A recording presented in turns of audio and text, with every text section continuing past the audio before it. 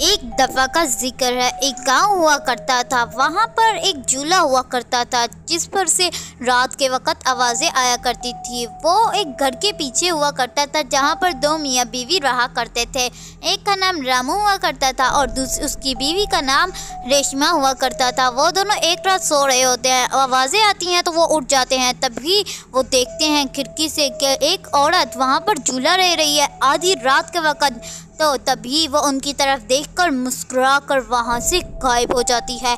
ये देखकर वो दोनों बहुत ज़्यादा हैरान होते हैं, लेकिन वो उस रात सो जाते हैं। अगले ही दिन उसका भाई उससे मिलने के लिए अपनी बीवी के साथ उसके घर आता है। सब लोग खूब गपशप मारते हैं, लेकिन रात हो जाती है। तभी उसके भाई की बीवी की नज़र बाहर झूले पर चले जाती है।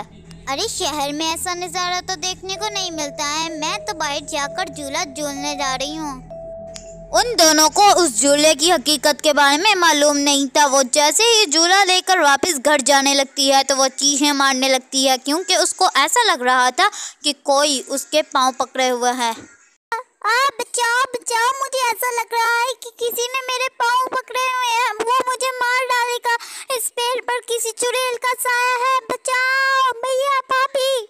उसके घर वाले सब अपना नाम सुनते ही नींद से जाग जाते हैं और वहाँ पर आ जाते हैं। उसका शौहर एक गांव वाले को बुला कर लाता है।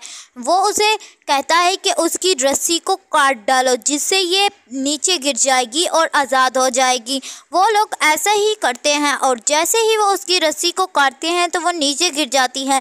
लेकिन उसमें से एक जिन गुस्से से बाहर आकर कुछ कहने लगता है, हे गाँव वालों, तुमने मेरी रस्सी क्यों काटी? तुम्हें मालूम है ना कि अब तुम्हारे साथ बहुत बुरा होगा।